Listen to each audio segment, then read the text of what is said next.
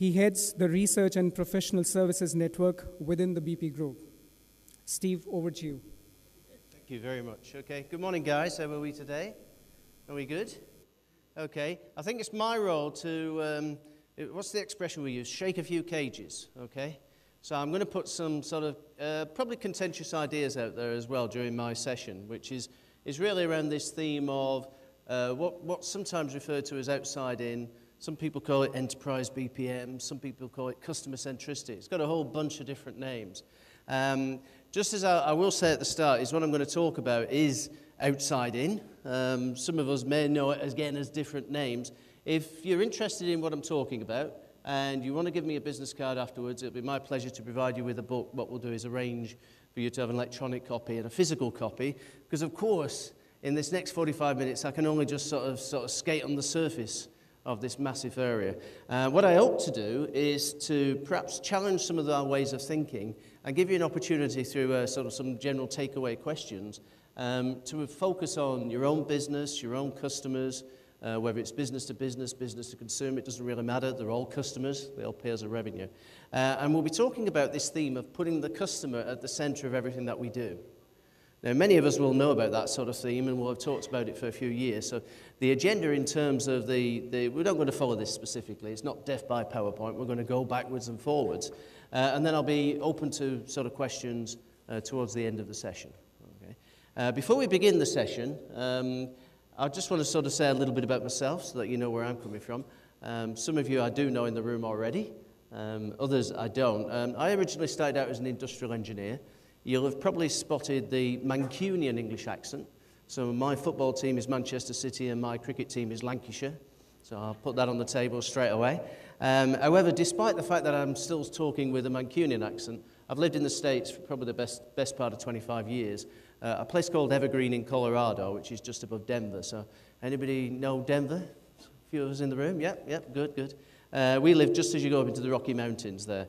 In terms of what I do, I'm sort of CEO of something called the BP Group, which is a not-for-profit business club, which interestingly enough is 20 years old next week. So we're not new kids on the block when it comes to process. And my career, as I said, started out as an industrial engineer, working in the UK with a company called British Gas. I quickly realised that wasn't the shrewdest of career choices when they sent me out to the North Sea gas rigs in the middle of a November gale, and I was strapped to a stanchion and thought, no, I want to get inside and I want to work somewhere else. So most of my corporate career was spent in the financial sector. Started out on the business analysis side, and then had a sea change in the middle of that and joined the IT side. My last corporate incarnation, I was head of technology and operations for Citigroup for Europe, Middle East and Africa. So we spent a lot of time, some time ago, re-engineering and changing what Citigroup were. And ironically, though I was based in New York, I was responsible for Europe, Middle East and Africa. So that says a lot about where travel comes in. So I do travel a lot. Some of these organizations here that you can see retain my services, thank goodness.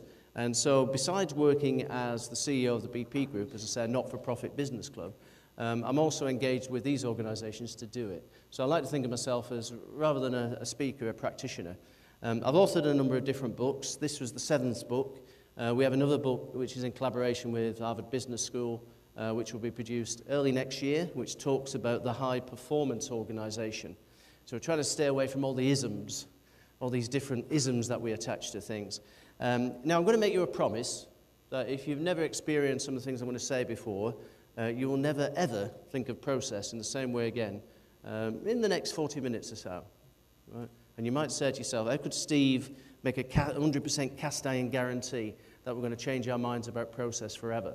Well, it's quite simple, really. In addition to doing the things I do on the business side, if you go and Google Steve Towers, you will find there's a guy who writes books on child trauma counselling called Stephen Towers. And I have to hold my hand up, that is I as well. Right? And in order to do child trauma counselling, I'm trained in a number of different techniques. And one of those techniques, I'm a clinical hypnotherapist and a master hypnotist. So if somebody says to me at the end of the session, Steve, I am still thinking of process in the same way I was, 45 minutes ago, we will just step outside for 2 minutes and you will experience transformation, okay? So do bear that in mind, I'll ask at the end. And that explains pretty much what I do in Colorado. We disappear into the mountains for a month every year, and we get a whole bunch of kids, usually from places like Africa and places where they've lost their parents, there's wars and things like that, and hopefully we put them back together again. Now, interestingly, people would say, oh, that's really different to this stuff. All that business process stuff, all that outsourcing stuff, that's really, really different. And I go, well, actually, it's pretty much the same. You know, whether you're dealing with the small people, the bigger people, the family, the team, the organization, the corporation, or the planet, it's the same stuff. A process is just another name for the work that we do. So that's going to be a golden thread, if you like, that runs through what I'll be talking about. Now, I'm going to pick on, naturally, some of these organizations that I'm retained by, because I can give first-hand experience. But this area, this transformation that we're all experiencing in business at the moment, applies to us all. Again, there's a number of different resources on there, and you'll be able to download information. Come and join us on LinkedIn group.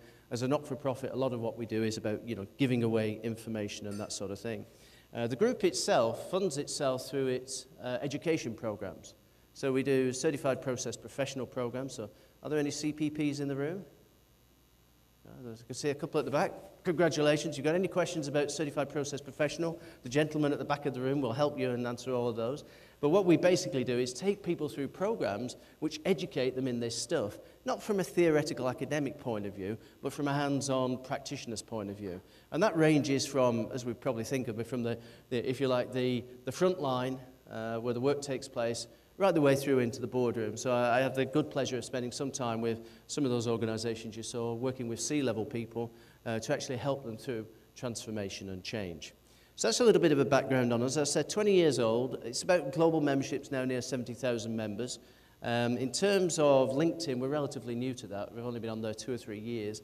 So you'd be very welcome to come and join us on LinkedIn. If you take one of the business cards afterwards as well, I'll be pleased to send you some more information. But enough of that. Let's get on with our theme, which any of us have been involved in customer centricity. So put your hands up if you've been involved in customer centricity. All right? Yeah, well, good sizable. About a third of us have had some involvement in that. And to me, the Americanism here is that a lot of it is motherhood and apple pie. It's all sweetness and light. It's all about these ideas that the customer's king and the customer's always right, and we should put the customer at the center of everything that we do. Well, those platitudes are all very nice, but at the end of the day, we're in business to actually make money. So I'm not going to be talking about the sort of soft and fluffy stuff and let's put our arms around our customers, whether they're business to business or business to consumer, but let's actually talk about why we're doing it. And there's this phrase that I'll use occasionally, is the triple crown.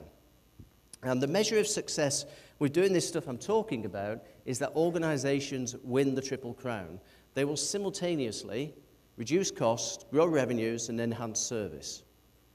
Now, to many of us, those things seem mutually exclusive. I know how to reduce costs, but that could have a negative impact on service. I know how to grow revenues, but that has a negative impact on cost. No, the measure of success with this stuff, and the organizations that we know about and research about and work with ourselves, is that they're winning the triple crown. And so when people say to us, oh, we're doing that customer centricity stuff, we're doing outside in, I will ask you to show me your balance sheet and profit and loss statement, because unless you're showing me a quarter-on-quarter move against those 3 metrics, whatever it is you're doing, it isn't outside in. So that's part of the acid test for this. So it's not about soft and fluffy. It's about the dynamics of running business in a very volatile and dynamic world. So reducing costs, growing revenues, and enhancing service. It's hard and tangible. It's very measurable. Now, the other aspect of that as well is often many of us who've been involved with process, and you can see I've been a bit long in the teeth around process as well. I was involved in the sort of evolution, if you like, of business process management back when 20 years ago. People were coming out of re-engineering and saying, well, how do we settle it down? How do we do that? Through that sort of, the decades that this thing has been happening, many of us who've worked in process have actually found it quite difficult to go to the CFO and say, look, here's the money. This is how it works. Because process has all been about efficiency, effectiveness, reducing elapsed time. Yeah, sure enough, cutting cost. But cutting cost, is that really going to benefit the business long term? Is it going to help us grow revenues and enhance service? Well, the good news is, and show you this in the slides, is that we can very directly link every single task and activity in the organization right the way through to a successful customer outcome. And in doing that, link it with the balance sheet and the profit and loss statement. So I typically will be invited into a board of directors, and I will say to them, regardless of who it is, Guys, is there anybody in the room who's not interested in reducing costs, growing revenues, and enhancing service? And nobody puts their hand up and says, look, my IT projects are more important than that this year. Everybody's on the page for it. So what we're doing around business process, and whether it's BPM, whether it's BPO, the shared services stuff, some of the more evolutionary approaches around innovation in BPO, it's all about this triple crown thing. It's not something elusive, it's something we can demonstrate.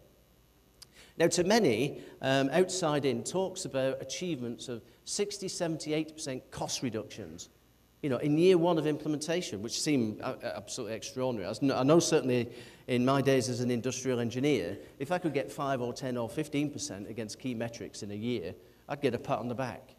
So when people say to you, no, by doing this stuff, you can take out, double-digit costs, grow revenues and enhance service, it seems like magic.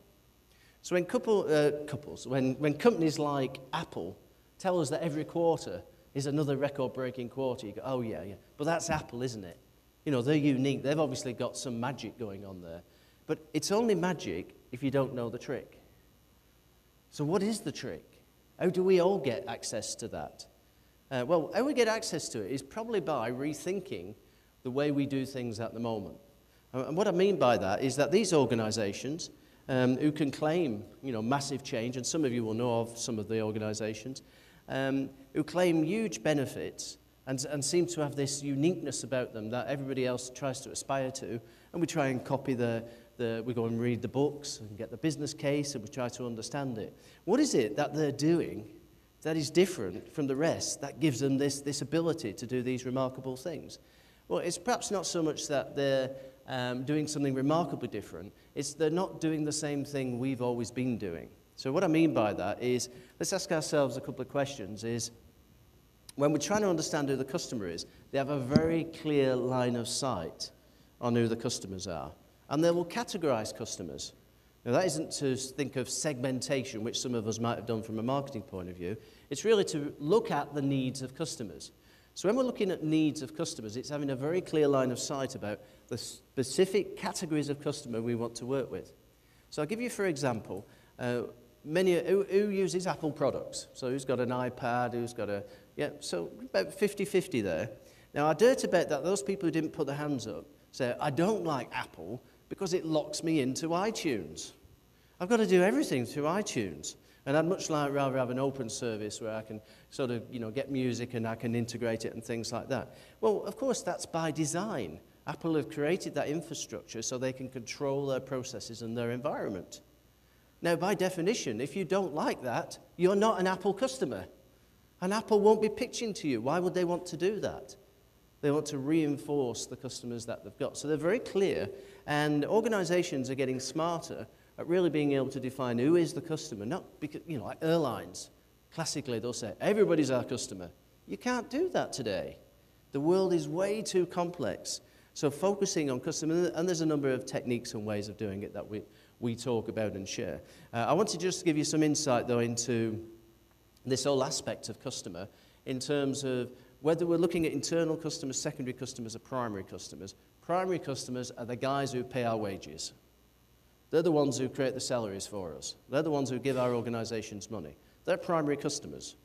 Now, we're going to treat those differently to we'll treat internal customers, other people in our value chain, other people in our organization, for instance.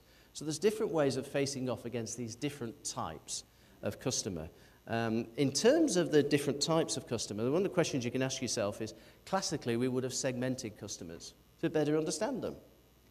So part of the difference of organizations who get this stuff is they're not doing that anymore. And in fact, Apple are very proud of the fact that they'll tell you that they don't do customer focus groups. They definitely don't go and ask customers what they want. Right? That would be probably one of the worst things in the world they would say you need to be doing. Do not go and ask customers what they want. So part of this, the sort of first question we can put forward is asking that. The other aspect of this is, how do you scientifically work out needs of customer when oftentimes the customer doesn't know what they need themselves? You and I as consumers are pretty bad at understanding what 5-10 years ago you might have had a Nokia N95 and you might have said, well, what I want is a bigger screen, bigger keys, I could do with a stylus as well, and I'd like to be able to interact on social networks. And that's precisely what Nokia have gone and done, isn't it? Now, where are they in the world now? 5 years ago, they were the 7th top branded company. They're now not even in the top 100. Well, why would you say that's the case? That's the case because they're going out asking customers what they want. What they need to do is actually figure out what customers need. And you and I as consumers are really poor at articulating that. So we'll talk a little bit more about actually meeting the need rather than meeting the want. Now, I've got all manned up as well in terms of working on the IT side. I do a lot of business requirements documentation. With the 35,000 other people, we deployed a lot of systems around the planet for Citigroup. And we're a lot of rigor involved in that, in determining what customers say they want. It was only later on, in the last 10 or 12 years, where this phenomena has occurred, that we realized we're asking the wrong questions. You go and ask them what they want, they'll tell you, you go and deliver it, and they go, yeah, it's okay, yeah, but it doesn't quite do what I need. So why is that? Why do we do that? Well, there's an historical reason for this, and we're all, regardless of where we are on the planet, hooked up to this stuff. So as some of you know, I have an office in Bangalore, so I spend about a third of my time here in India, a good chunk of time in China as well, and that seems to be where the economies are happening. Less so in the States these days, certainly less so in Europe. We've had that discussion already. But wherever you go in the world, we have all inherited an industrial legacy in the way we think and do things. And what do I mean by that? So let me just put it out there for any of you who have never come into contact with this before.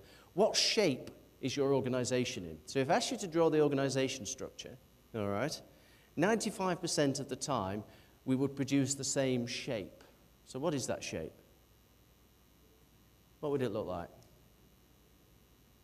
We'd have somebody at the top, and we'd have a sort of what would it be?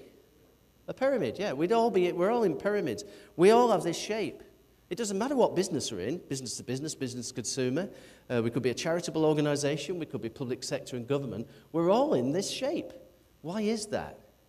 Now, this shape, what I want you to realize, does not physically exist.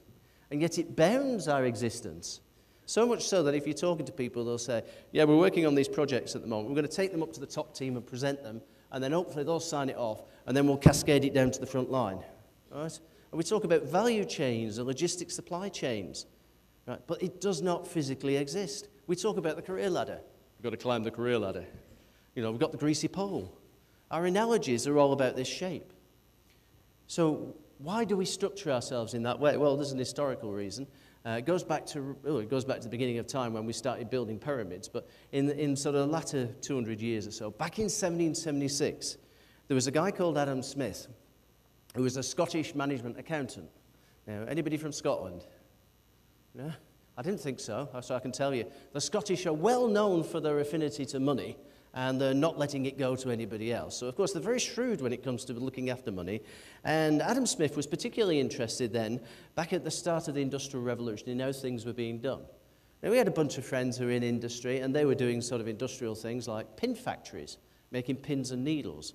So he went and observed what they were doing, and his observation included things like, it's chaos. Your efficiency, your output is really based around who you have in on a day-to-day level. What you need to do is structure yourself around the specific tasks and things that you're doing.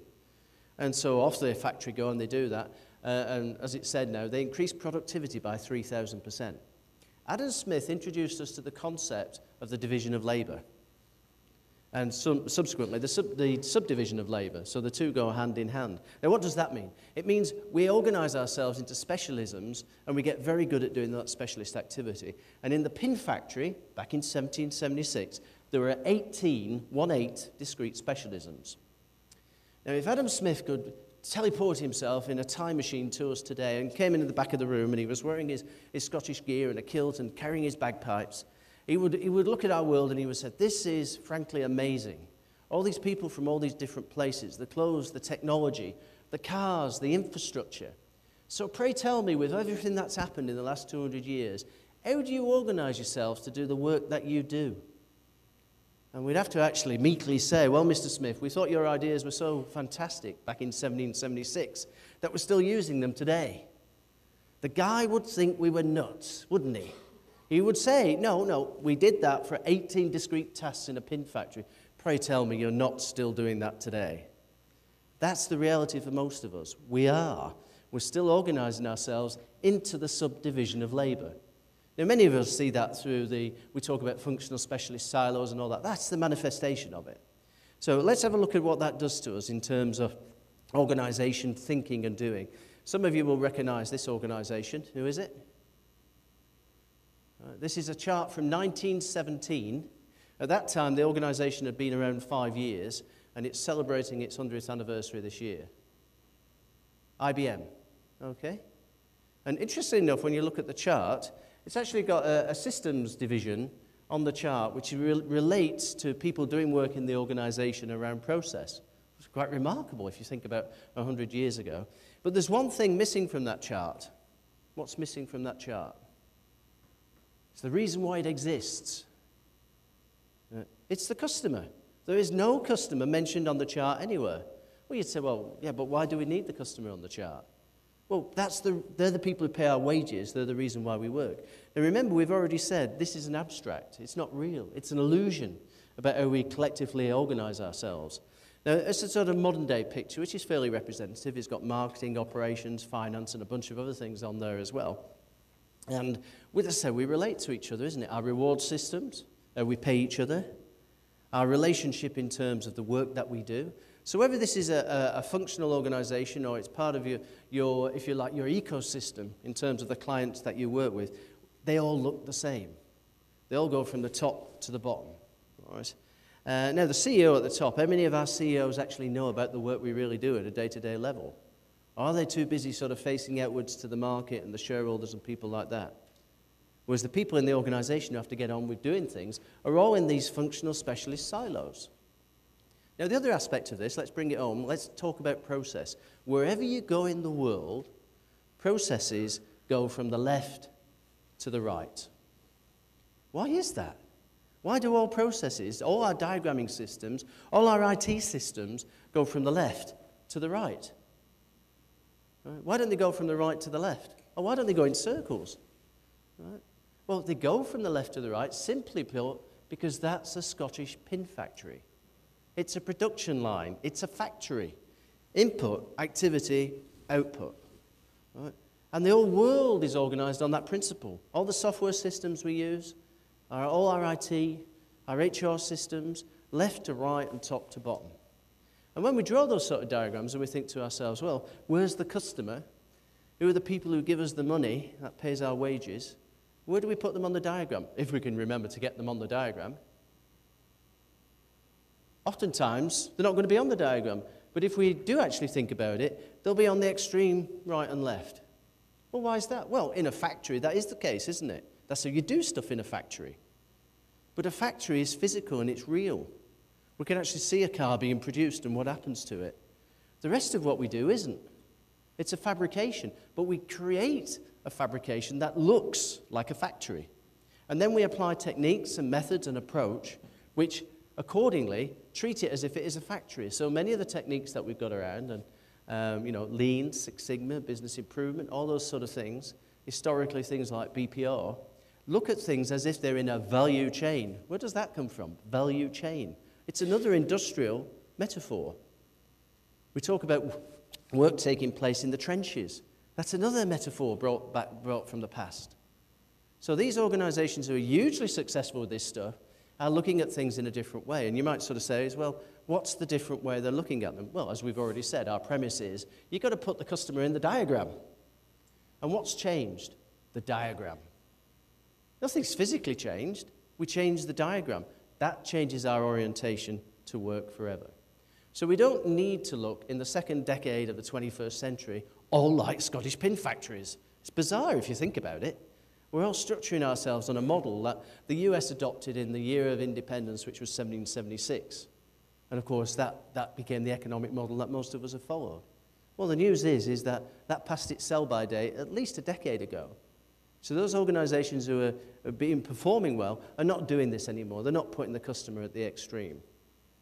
So we need to move our sights into the 21st century, away from that industrial mindset of left to right and top to bottom, and everything we do looking like a factory. Now, just to sort of finish on that theme is, you think about all our diagramming systems, all our representation systems, again, what's missing from them? Most of the time when I ask questions, I say, 50% of the time you answer customer, you will be correct. Okay? Yes, the customer's not on the diagram. The reason why these things exist.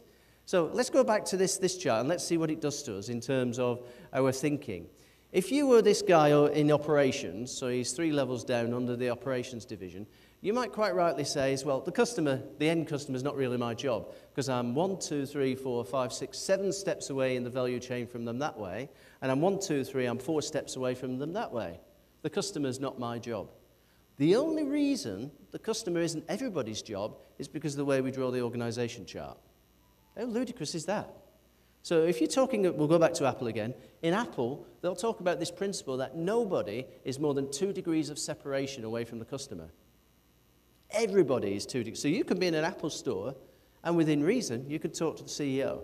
You're 2 degrees of separation away from them. Well, how do you create an organization like that? Because most of us would think, yeah, the end customer's not really my job. Now, I don't get involved in that too much. And those of us who do know that the rest of them don't. 95% of the business doesn't. So moving forward, what are the sort of things that we can do in terms of thinking about that? Well, a new landscape is emerging, which is good, and that new landscape represents itself in different ways. So if you look at that red blob at the top of Amazon, who's that? Yes, customer. It's not the CEO, it's the customer. Now, Amazon has the virtue of looking familiar to us. It looks like a pyramid. But it's just an abstract of how we're organizing ourselves to do the work that we need to do. Now, I've not quite got my head around Facebook yet, but every one of those nodes is a customer, all right? It's a representation system that's relevant to the business that they're in. The one that you can see there, PPL, is a structure we call a heliogram, which is one of the ways that a particular car manufacturing company in Germany has structured itself, so that that big red blob in the middle is the customer, right? And those little orange blobs around it are what we refer to as successful customer outcomes. Now, interestingly enough, that diagram is representing the business, just in the same way that Apple represents his business in this sort of way. And what they say is, how do you move to this? Well, what they say is, stop asking customers what they want, because they'll tell you. You create an expectation that you can't deliver against. You need to figure out what they need. So the best way I've got of articulating that and elaborating is, some of you will know where that is. Any guesses? Somewhere we like to take the kids, isn't it? Somewhere we like to go and relive our youth as well. Get on some of those crazy rides and listen to those stupid songs. It's a small world after all. If one that gets into your head, you just can't get rid of it. It's there forever, isn't it? It's a small world. Anyhow, so that's Disney. What did Disney do around outside in? Well, their phrase for it is something called True North. And what they say is that True North is real customer need. Want is usually at 90 degrees sort of left or right of True North. So they don't do voice of customer, they do needs of customer. And they figure it out by looking True North. So most of the time when you actually go and have a sort of a Disney experience, it's about meeting Mickey and people like that. And there's a lady at Disney who was sharing at our Florida conference in January a story. She's called Sue Page, and she's part of the BP group, and she's a director at Disney of customer services. And they do an annual survey. And in 2010, they did an annual survey of all the Disney locations around the world. And as people come into the park, they've got the ticket, they get through the gates, invariably they'll ask a lot of questions. And they can ask the questions of stage hands, people are out there sweeping the streets, could be the bottle washers, the window cleaners, anybody is a cast member at Disney. And customers like you and I ask questions. Now, around the world, what is the most commonly asked question in Disney in 2010 of you and I customers arriving at the theme park? Yeah, where's the rides? It could be, where's Mickey? The most commonly asked question is, of course, you've had a long car journey. It's probably boiling hot, right? The kids are screaming. You're in the park. What's the first thing we all need to do? Toilets. We all need the toilets. We all need the washroom, right? So that's the most commonly asked question around the world. Excuse me, can you tell me where the toilets are? So we'd easily get that one. However, you will not get, unless you've heard this one before, the second most commonly asked question around the world. Any guesses? Second most commonly asked question in Disney. Right. The second most commonly asked question in Disney is, what time is the 3 o'clock parade? Now think about that. What time is the 3 o'clock parade? That's what the customer says they want to know. Well, you dumb schmuck, it's 3 o'clock. No, that's not the answer, is it? No, the answer is something else. So the folks at Disney use a particular technique to actually figure out what the real need is. And the need is hidden in the context of the question. So say, for instance, it's a young woman with 2 small kids. What she needs to know is where is the high-rise place which is sheltered from this boiling hot sun, where she can get some fresh water and ice cream for the kids, and they can see Mickey coming out on the float. That's what she needs. Right? But the need can be variable depending on the category of customer that you've got. My needs will be different, right? So the answer isn't to give the question, it's 3 o'clock. No, that's not it. It's in the context of the question. So, of course, there's a scientific way of actually doing that. Now, it's not as though this stuff is really that new, is it? When Henry Ford was doing this back then, don't go and ask the customers what they want. They'll tell you. And you go and create it, and then they go, yeah, but it's not really doing what I need it to do. We need to go further than that. So, do you capture what the customer says they want, or do you go further than that and actually evaluate what the real customer needs are, even when they don't know it themselves? Until Apple invented the iPhone 4, I didn't know I needed one, right? I thought I needed a super-duper Nokia N95, right? No, Apple have figured out what our needs are, and they'll be doing some announcements very shortly on some more of that. Another aspect of this comes down to something called a customer experience. Now, some of us will have done things like customer journey mapping and stuff like that. Any of us in marketing might have done sort of customer touch points and things. But this permeates our total organization. If you think about that pyramidal structure that we're all in at the moment, many of us might not have had exposure to this idea of customer experience because the customer is not my job. Well, we've already said the reason for that is because we're drawing the diagram in the wrong way. So what do we mean by this customer experience? It's about understanding it. Back in 1997, this guy said, the customer experience is the process. And many of us back then nodded our heads politely and said, yeah, well, of course it is. Yeah, absolutely. And that's for those marketing and sales guys to go and figure out, isn't it? No, it's for every one of us to figure out. There was somebody apparently who was at that Apple World Developers Conference back in 1997 called Jeff Bezos. Anybody know who Jeff Bezos is? Yeah, he's the CEO of Amazon, isn't he?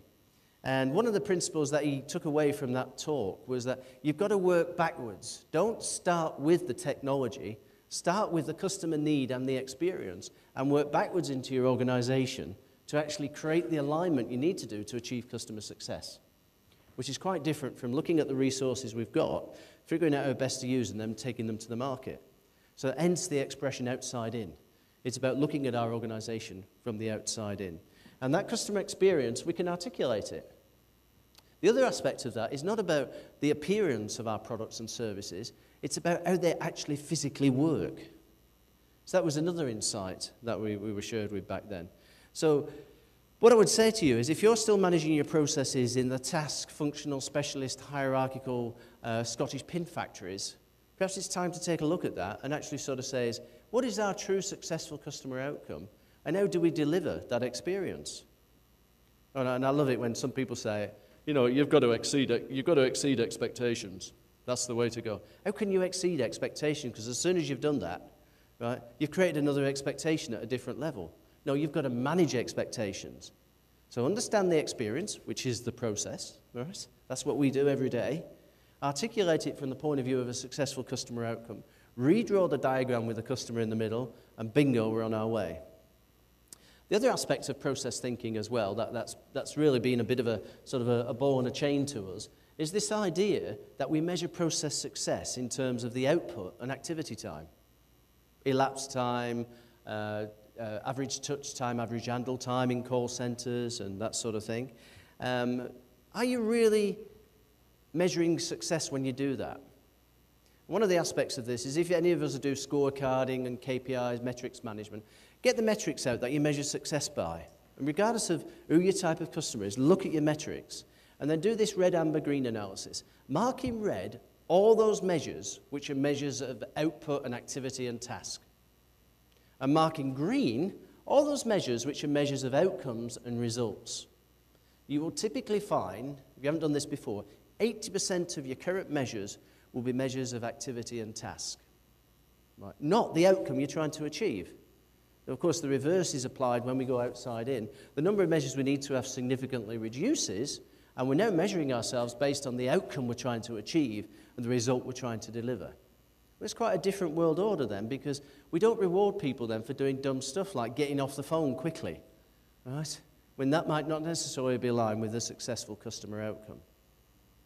The other aspect of this as well, which is about the customer experience, comes across very strongly when you look at case studies around this, and there's a few that we mentioned in the book, is where do your processes start and end? So do they start with a call and finish when you've send the invoice out and that sort of thing? Or do they actually start with a real need, right, and finish only when that's actually delivered and satisfied? So the scope of process changes. So whether it's internal or working with your primary customers or out into your value chain, the actual scope of what we're doing, again, changes. And it's quite, I'll give you one illustration of that. British Airways, I have the dubious distinction of having to fly with them occasionally, measure one of their key processes as ticket to carousel. So in other words, from when you buy the ticket to when you get your bag off the carousel. And classically, that's the way people did it. They'd measure, procurement to pay, all those sort of things. But is that really a real game anymore? Because what Southwest Airlines do are the most consistently profitable airline in the US and the second largest carrier of people in the US. They said, no, it doesn't start at the ticket and it doesn't finish at the carousel. It starts when the customer has the need and it ain't over until you finish your journey. Now, of course, you go, well, we're not in that business. Well, again, that's another issue. What business are you in? And oftentimes, people will describe the business that they're in by what they do, not the outcome of what they achieve. So British Airways would say, oh, we're in the airline business. No, Southwest said, no, we're in the business of moving people.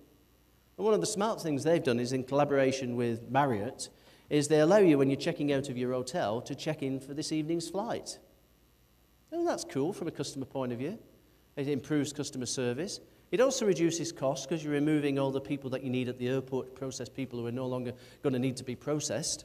Right? It also improves the cost ratios in the sense that they can now negotiate with the baggage handling people to get their bags of their customers injected into the process when it's quiet.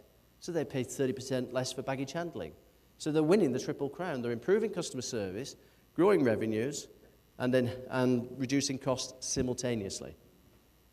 So in terms of these things, they're pretty straightforward. Now, I've already shown you this diagram. Let's elaborate on the diagram. I talked about Disney's True North. And what that allows you to do is to link every single task and activity right the way through, outputs, outcomes, customer outcomes, and successful customer outcomes, right to the customer. So this diagram is what we refer to as a heliogram. Copernicus, anybody recall who Copernicus was back in the Middle Ages? He was the guy who put forward this weird and wacky theory that the Earth wasn't the center of the universe. In fact, the sun was the center of our solar system. Of course, he was laughed out of court, and it took the Roman Catholic Church until what year? The guy died in, I think it was 1453, somewhere around about then. The Catholic Church finally acknowledged that what he was saying was possibly true. And what year did they finally acknowledge that? 1998. All right? But we've been living in that world. Now, when Copernicus came along and he talked about this idea that the Earth wasn't the center of the universe, it was actually in orbit around the sun, you might have looked out the window and said, well, nothing's changed out there. No, it doesn't change out there, it changes up here. It's rather like the Flatlanders realizing the Earth was round. It's the same for our organizations. If we're structuring ourselves like Scottish pin factories, we're attaching progressively more and more complexity to our business. Because the world has changed, as we all know. We've seen the trends. So in the BPO industry, the shift from customers just wanting to reduce costs to wanting added value. Well, what's that about? Well, it's the Triple Crown thing again. How do we grow our revenues? How do we enhance our service and reduce cost at the same time? It's not the Scottish pin factory with a process running through it. This sort of diagram represents, it's just one organization, your representation may be different, but this represents both the work they do and how they structure themselves to do it. That's quite a different place to be, isn't it? It looks different, but it's only a diagram. However, it's a more appropriate diagram for the second decade of the 21st century. And this is how people build them. This is what they do. What are our tasks? What are we doing in the organization? Right? What are the key customer interaction points, moments of truth, they're often called. So what are your interaction points with the customer? In terms of the tasks and those interaction points, what are the outputs from that? What are the outcomes? What are the actual customer outcomes we achieve? And what is the SCO? Now, when you do this analysis across a classic business, you'll frequently find ourselves producing lots and lots of things that don't connect with customer success. So, an example. What about if you went to hospital? How much of a nurse's time is actually spent making you well? Right. Well, in the UK in the National Health Service, more than 75% of a nurse's time is spent doing things which aren't directly related to the patient. What is all that stuff they're doing? It's administration. It's actually compiling reports. It's having team meetings. It's actually dealing with this complexity. But you can both reduce considerable amount of administration that's not necessary, improve the service you're delivering because customers get more direct contact with nurses to make them well, and at the same time of taking out cost, improving service, you'll grow your revenues. So these things are pretty straightforward. It just seems like magic if you don't know the trick. So I'll give you an example of another organisation who are good at doing this, Virgin Galactic. Anybody work with Virgin Galactic? So one or two of us there will have helped them. Yep, good. So you'll be familiar with how they represent the world of process. It's not left to right and top to bottom anymore. It's in circles. Now, Virgin have got 257 global companies. And by our we have an audit mechanism that we use, about 156 are what we refer to as outside in, and Virgin Galactic is one of them. So let me talk to you about the customer experience and the real need, all right? So let's put the customer at the center of everything that we do. And those little bubbles that are running around the customer there are actually something we refer to as abacus. Awareness, buy-in, acquisition, caring, use, and sharing. You can draw those. So the customer experience in terms of Virgin Galactic is that the successful customer outcome is, I want to go to space, right? I want to be in one of those fancy new spaceships that you're designing, and I've got a good lifestyle. I can afford the $250,000 it cost me to actually start getting in there and buy a ticket, all right? And in fact, the real successful customer outcome is, I deserve the Earth. So that's their customer definition. Now, how do we deliver that? Well, of course, we need to build a system. We need to have them to be able to access our system, Virgin Galactic in this instance, the portal. We need them to be able to interact with our astronauts, right? That's a smart thing to do. We need them to get engaged. So around about this point, if you're paying over your $250,000, you can then go on the medical. And the medical basically consists of flying you up to 40,000 feet and dropping the plane. And if you don't bang your head, you've passed the first stage of the medical. Now, I'd be like a sack of potatoes. I wouldn't survive, right? If you get to that stage successfully, you then go for the second stage of your medical, which is to put you in those machines which try to explode your internal organs by sending you around at 6 or 7 G around those whirly things. All right? So that's another aspect of it. If you're successful then, you move beyond that and actually get your spacesuit fitting. Right? That's great. That's cool. You meet some of the astronauts. You get your launch date. You then get the video of everything that you've been doing, and then you start to evangelize it. You start to share it with the world. Now, why is somebody like Richard Branson interested in doing that, and why is he conceiving of it in that way? Why doesn't it look like a classic process, left to right, top to bottom? Because he's oriented around the need. Now, one of the insights for Virgin Galactic people, anybody signed up for Virgin Galactic? You sometimes get it. It's worth asking the question. You might have done.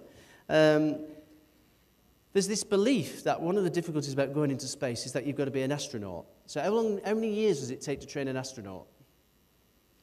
Yeah. Any of us who've worked with NASA, you know, it varies from 4 years to 9 years, depending on the type of astronaut you want. Now, when you go and catch a plane, when you fly back to home and, you know, to where you come from, do you need to be an airline pilot to fly on the plane? No, of course you don't, right? You don't need to be, do you? So why do we need these people to be astronauts? What's the cycle time, if you want to use a classic process terminology, of somebody doing that? How long does it take you to go through that training? 7 weeks, right? So, okay, so what? Well, here we go, 4 years down to 7 weeks. It's significantly less expensive. You don't have to be an astronaut. You don't have to know all that science. You don't have to have a brain the size of a planet to understand it.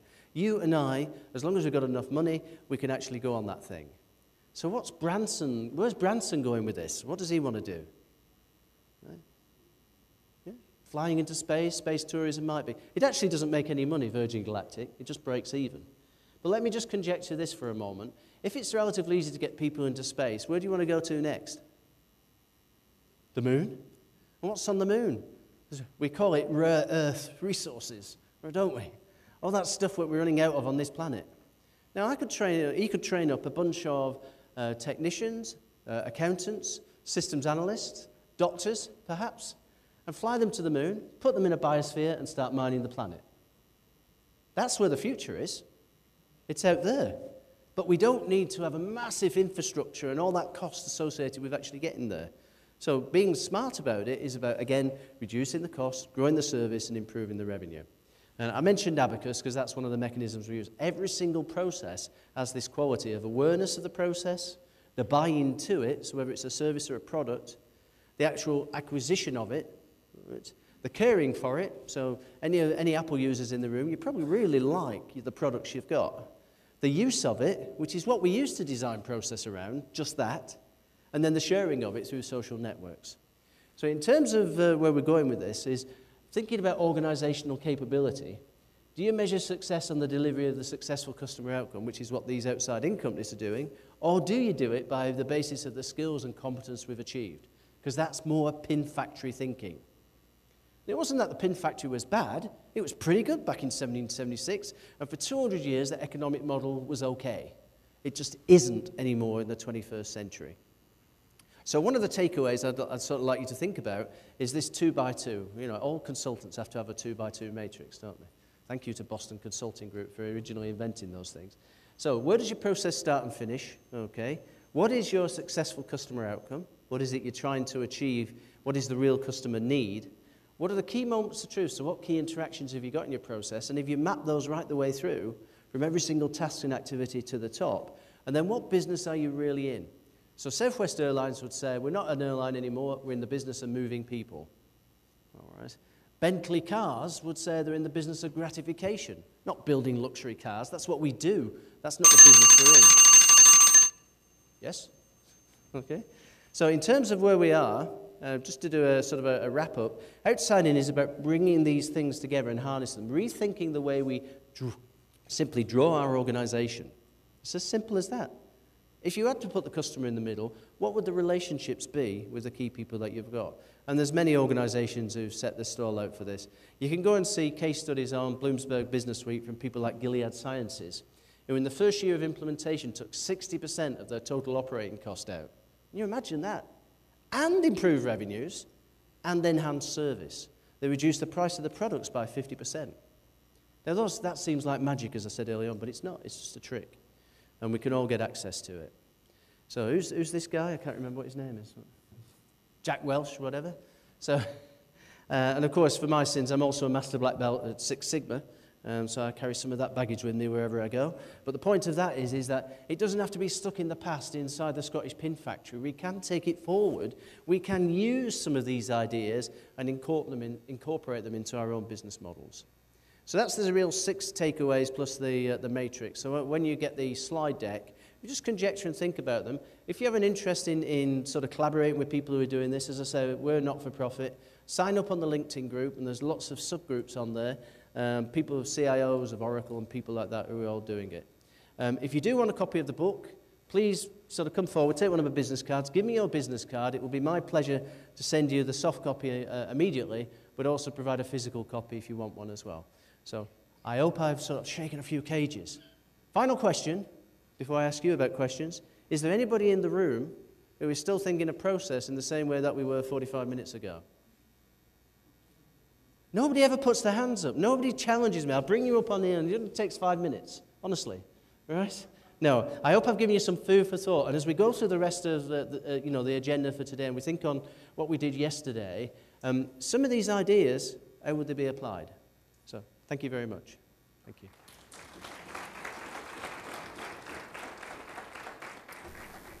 Thank you so much, Steve. Thanks for such a wonderful session. Just a small moment of appreciation from the NASSCOM family.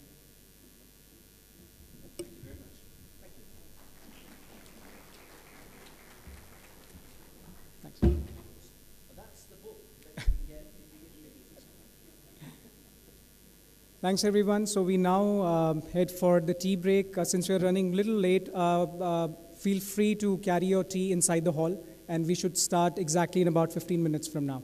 Thank you. Cheers.